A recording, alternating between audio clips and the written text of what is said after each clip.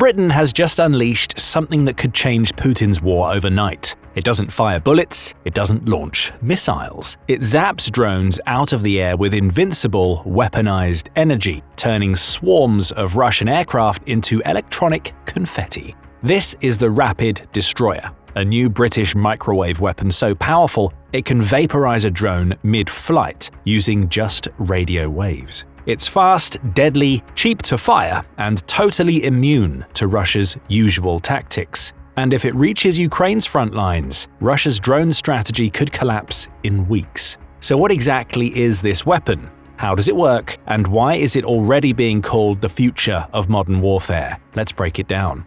The Rapid Destroyer is a radio frequency directed energy weapon, or RFDEW, and it's made up of several key components. At the front, it has an effector. This generates a highly intense beam of radio frequency energy. With the aid of an antenna, the energy is directed toward a target like a drone in the sky. It's fitted to a gimbal or turret-like system, which allows it to swivel from side to side and pan up or down to lock onto targets in different areas and at different heights off the ground. The Rapid Destroyer is also equipped with a high-performance radar system able to detect, track, and target small objects like drones buzzing around in the sky. There's also a mission module containing the stations where the weapon's operator and commander sit and control the system itself. There's also a camera situated on top of the effector. The operator and commander can see a direct feed from that camera within the mission module, allowing them to zoom in, identify, and pinpoint the precise targets they wish to take out with ease. Regarding its capabilities, the Rapid Destroyer can effectively lock onto electronic devices and systems and shut them down remotely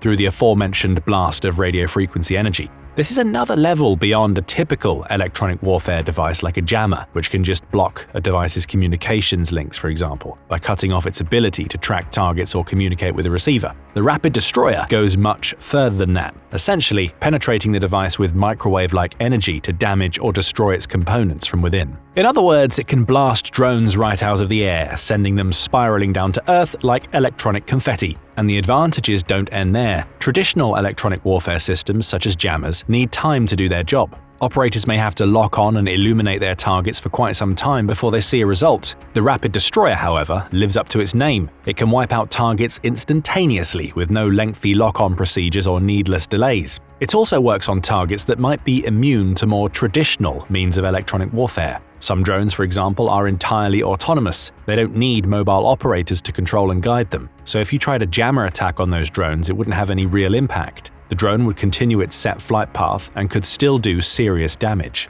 The Rapid Destroyer, however, can wipe out even these kinds of autonomous, independently operating drones and systems. No targets are off limits for this exciting new weapon. Teams from the UK's Defence Equipment and Support and the Defence Science and Technology Laboratory joined forces to create the device, with an industry consortium of developers coming together to build it. That consortium includes the French company Thales, and the British government has poured more than £40 million, or more than 53 million in US dollars, into RFDEW research and development. This is all part of the UK's push for stronger national security, as part of its government's Plan for Change. This plan involves significant increases to spending on defence equipment and innovative, novel technologies, with the UK set to spend 2.5% of its entire GDP on defence by April 2027, which would represent the biggest spending increase since the days of the Cold War. Fortunately, despite being quite costly to make, the Rapid Destroyer isn't actually that expensive to operate. It's remarkably efficient, with estimates suggesting that it costs just 10 pence, or around 13 cents, to fire each blast. That appears to be money well spent, as the Rapid Destroyer represents a massive step forward for this kind of warfare. The video shared by the MOD showed it in action at a weapons range in West Wales. It was the biggest counter-drone swarm exercise the UK military has ever conducted. The results were staggering. Army operators were able to use the Rapid Destroyer to take down 2 whole swarms of drones in a single engagement exercise.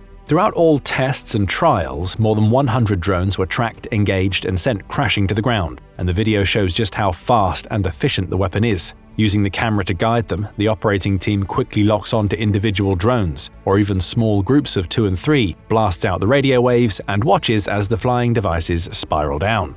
It's allegedly an easy weapon to use too. The first man to test it out was Sergeant Myers, no first name given, a senior remotely piloted air systems operator of the 106th Regiment Royal Artillery. He commented, "RFDU is an exciting concept. We found the demonstrator quick to learn and easy to use. With improvements on range and power, which could come with further development, this would be a great asset to layered air defense. It's also worth noting that many of the drones brought down by the weapon were quite some distance away. The Rapid Destroyer is capable of taking out targets at a range of up to 1 kilometer or just over 0.6 miles. So not only is it fast, easy to work with, and effective, but also viable for relatively long-range combat. This could theoretically take out swarms of drones as they approach a target, wiping them from the sky long before they're able to deal any sort of serious or sustained damage.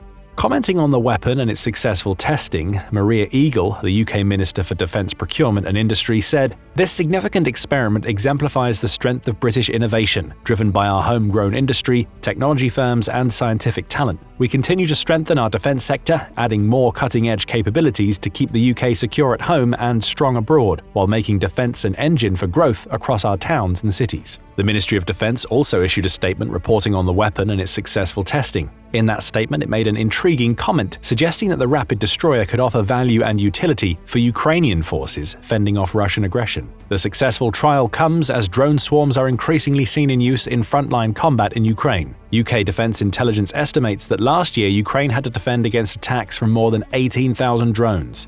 Indeed, statistics regarding Russian drone attacks in Ukraine make for worrying reading, with many reports revealing that Russia has become more and more reliant on this form of warfare as its invasion has progressed. In the early stages of the war, some months saw barely 100 Russian drone attacks or fewer. Russia instead focused more energy and effort on other means of attack like artillery, missiles, tanks, and even World War I-style trench warfare. These days, though, it's a completely different story. The number of Russian drone attacks rose rapidly in 2023 and even further in 2024, with around 2,600 reported attacks in 2022, 4,700 in 2023, and a whopping 13,800 in 2024. Some of 2024's months and the early months of 2025 so far have witnessed over 2,000 attacks in total. Because of this, Ukrainian commanders say that drones are now responsible for around 70% of all their deaths and injuries. Ukrainian people and soldiers have come to fear the distinct buzzing sound of small drones swarming overhead. That includes 31-year-old Junior Sergeant Taras, who lost a limb in a drone strike. Junior Sergeant Taras had been riding in an American-made Bradley infantry fighting vehicle when a Russian mortar round exploded right on top of it.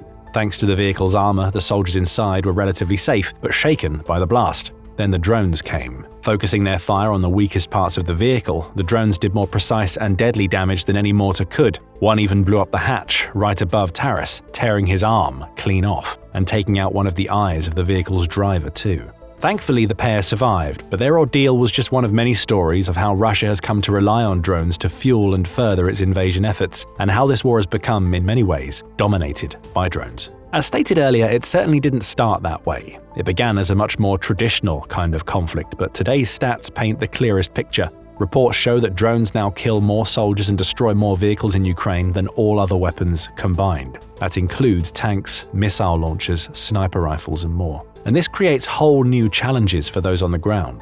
When facing drones, soldiers cannot run or hide the way they usually would. Even their fastest cars and trucks can't protect them from these swarms of heavily armed, remote-controlled aircraft. They simply create bigger targets for the drones to chase after and attack, and even when soldiers hike for miles across difficult terrain, ducking into cover where they can, they're still often exposed to drones that buzz above with a detailed bird's-eye view of the battlefield. Meanwhile, safe in secure bunkers, sometimes literally miles from the front lines, Russian operators can fly their destructive drones over Ukrainian land, picking out their targets like children playing video games. As Bohdan, a deputy commander of the National Police Brigade, puts it, "You can hide from artillery. Drones are a different kind of nightmare." Some soldiers say that Russian drones have become strangely personal in their attacks, with operators seeming to seek out specific vehicles or even individual soldiers, picking them off one by one. And Russian drones are no longer reserved purely for frontline attacks. Many have traveled hundreds of miles into Ukrainian territory, striking at settlements, towns, and cities far beyond the front. Nowhere is off limits, and no one can truly feel safe from the swarms. Many of these drones are Shahed 136 or 131 drones, designed and developed by the Iranian aerospace company Shahed Aviation Industries. What's more, Russia has also put a great amount of money and resources into ramping up its own domestic drone development. The country built a huge new drone factory in the Alabuga Special Economic Zone, alongside the Volga River, after brokering a deal worth around $1.7 billion with Iran. According to reports, this massive plant can create over 6,000 Shahid-style drones every year, plus surveillance drones and other models, and it's already being used. Russian military forces are also putting more emphasis on drone training, educating operators on how to pilot drones and hit their targets more successfully. Some of this training is taking place in Syria, with instructors from groups like the Revolutionary Guard and Hezbollah, according to Ukrainian military intelligence. In short, Russia is putting all of its eggs into the drone basket, and this is taking a toll on Ukraine. Many lives have been lost and countless soldiers and civilians have been injured in drone strikes. Vehicles, structures, and valuable pieces of equipment have been destroyed. Ukraine has had to expend much time, energy, and resources to fend off drone assaults as well as it can. It has various ways of doing this, such as missiles and fire from the ground, drone-on-drone warfare, and electronic warfare systems to jam the radio signals pilots need to control their craft. However, Russians have found ways around this. Some drones are now programmed to switch to less commonly used radio frequencies to avoid jamming. Separately, Russian electronic reconnaissance systems can detect the positions of incoming Ukrainian drones, even if their communications are cut, allowing for faster interception. Russia is also racing to develop more advanced drones that harness the power of artificial intelligence to operate autonomously, locking onto targets ahead of time and plotting the most precise, efficient path to those targets without the need for any human oversight or operation. And it's those drones that could signal much more destruction and death for Ukraine unless it finds ways and weapons to stop them. Weapons like the British Rapid Destroyer. As explained earlier, this new weapon would have no trouble at all wiping out Russian drones, whether they're the traditional Shahid models or even more advanced, autonomous AI-powered units. With a single targeted blast of radio wave energy, it can tear them from the sky, wiping out entire swarms at the same time. That could have a huge impact on the war in more ways than one. It could, for example, lay the groundwork for turning the tide of the increasingly drone-dominated battles along the Ukrainian front line and beyond. If future versions of the Rapid Destroyer concept reach production, Ukraine could eventually deploy them at key locations to counter large waves of Russian drones. Training would likely be quick and minimal since the concept is designed for simplicity, and operating costs would remain low, thanks to the roughly 13-cent price per shot. If Russia saw that its drones suddenly become far less effective and dozens or even hundreds were simply falling harmlessly out of the sky without even doing a single bit of damage, it might have to rapidly readjust its strategy. It may then ease off on its usage and reliance on drones, perhaps reverting to more of a tank and trench warfare-based tactic. This could potentially make things easier on Ukraine, buying the country more time to regroup and reinforce its key positions, and adjust its own strategy to push forward, regain ground, and perhaps even, eventually, claim victory. If it was able to effectively counter Russian drones, Ukraine also wouldn't have to worry so much about attacks further into its territory, in cities like Kyiv. This has been a huge issue of late. In April 2024, for example, not long after the Easter truce between the two countries, Russia launched a big wave of drone attacks on Ukraine. Air raid alerts sounded out in the Kyiv region, as well as in many other cities and areas, from Kherson to Cherkasy. Explosions were heard and seen in numerous areas, and civilians were forced to rapidly evacuate their homes and seek shelter where they could. The Ukrainian Air Force later reported that close to 100 drones had been launched in total, all in mere hours. In the days that followed, more attacks were carried out, most notably in the early hours of April 24th, in which 13 people were killed and over 80 injured when a series of Russian drones and missiles rained down on Kyiv. Over 150 drones were said to have been used in that attack, which is yet another sign of Russia's huge investment and focus on this form of warfare. If, however, Kyiv and other Ukrainian cities could deploy systems capable of reliably countering these drones, Russia would lose not just a large part of its offensive arsenal, but also face mounting financial and logistical strain. All the money it's invested in its mega drone factory would effectively be wasted, along with all the additional funds spent on purchasing drones from Iran and training soldiers to use them correctly and effectively. Rapid destroyers would neutralize any swarms Russia sent Ukraine's way, with around $35,000 falling from the sky with every Shahid taken out, and up to hundreds of thousands for the more heavily armored and advanced units of the Russian drone fleet. This would, in turn, impact Russia's morale and their overall chances of winning the war, all while strengthening Ukrainian resolve even further. With the Rapid Destroyer on their side, Ukrainian soldiers would no longer have to fear the distinctive buzz of drones overhead and can push their tanks and armored vehicles closer to the front lines, without the same worries of being targeted and blown up by rapid drone strikes. All in all, it will be a massive boon for the Ukrainians. It's worth noting too that the UK and the rest of Europe also stand to benefit enormously from this exciting new technology. As the country that created this new weapon, the UK will obviously be able to use it for its defensive efforts in the future, safeguarding its people from next-generation threats like autonomous drones. It will also be able to sell and supply rapid destroyer units to its allies across Europe, including Ukraine, to protect the continent from drone attacks, neutralizing a major threat in one fell swoop. Plus, while the rapid destroyer has been tested in a controlled environment, it hasn't yet been used in live combat settings. If the UK sends some of these new weapons to Ukraine, it can not only save lives and provide invaluable aid to the Ukrainian defensive force, but also gain valuable data and insights into how its new weapon performs in real-world conditions. This could help in developing improvements to the technology or even more advanced RFDU weapons in the years to come. It sounds like a win-win for all involved. For now, the UK has not announced any official plans to send rapid destroyer units to Ukraine. The current system remains a demonstrator, not intended for frontline use in its present form. Still, many military experts and observers are hopeful that the technology behind it, microwave-based air defense, could mature into a deployable system by 2027, potentially giving Ukraine and other NATO allies a powerful new tool against swarming drone threats in the years ahead. The only questions now are how soon can the rapid destroyer be deployed, and how will Putin and the Russian forces at large respond if and when their drones start dropping like flies. What are your thoughts? Share your views in the comments on this game-changing weapon, and thank you for watching.